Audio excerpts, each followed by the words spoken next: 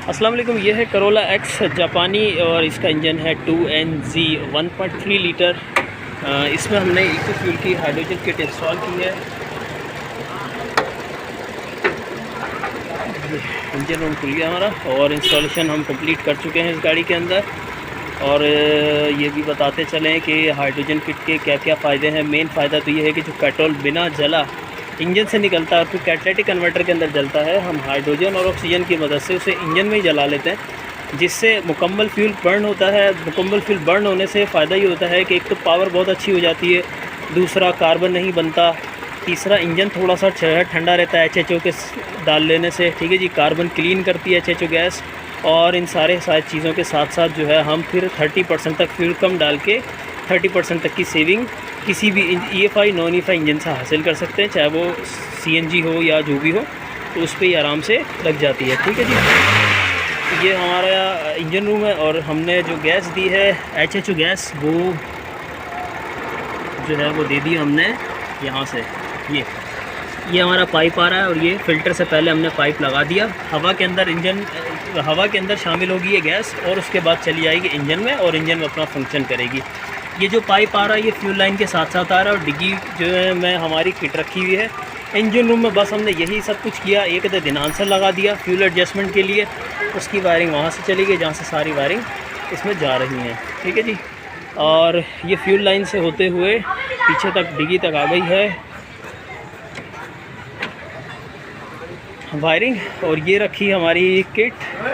ठीक है जी, इसमें थोड़ा सा करंट जा रहा है और इसके अंदर हमने डिस्टिल वाटर डाला हुआ है। और ये हमारा मेन वर्टिकल रिजर्वायर है जिसमें पानी भरा जाता है। ये पानी इस वक्त हाई से भी थोड़ा ऊपर है लेकिन नो प्रॉब्लम। और इसी तरह से ये वर्टिकल ये बबलर है, इसके अंदर भी पानी भरा हुआ है। ये डिस्टिल वाटर डलता है, इसमें भी डिस्टिल वाटर डलता है। 300-350 किलोमीटर के बाद डाल लें इसके अंदर भी, और इसमें जब कम हो जाए तो इसमें भी डाल लें। ये इसका हाई लो मेंशन किया हुआ है।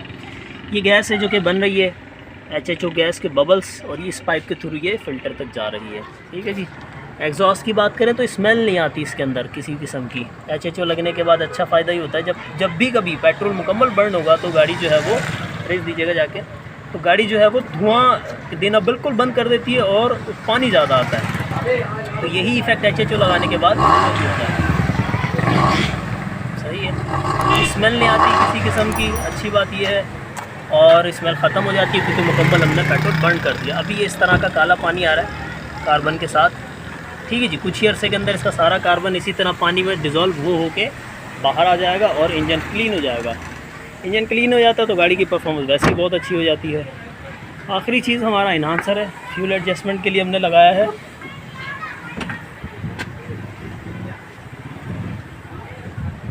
ठीक है जी, यहाँ हमने इन्हांसर रख दिया इस जगह। इसकी चलते हुए एडजस्टमेंट बहुत अच्छी हो जाती है। जाएगा इन्हांसर हमारा, इसको बढ़ाएंगे तो फ्यूल कम हो जाएगा, सेविंग बढ़ जाएगी। इसको कम करेंगे तो सेविंग कम हो जाएगी, पावर बढ़ जाएगा। ठीक है जी, चलते हुए ज़्यादा अच्छा पता चलता है इसका पैडल पे कि गाड़ी दब तो नहीं रही, या रेस देते हुए हल्की सी घुटती है तो भी हम इसको पीछे कर लेते हैं, बिल्कुल यानी नॉर्मल चलनी चाहिए। तो इसकी सेटिंग गाड़ी चलते हुए हो जाती है। That's it. ये थी इंस्टॉलेशन HHO किट की और ये हो गई हमारी कंप्लीट।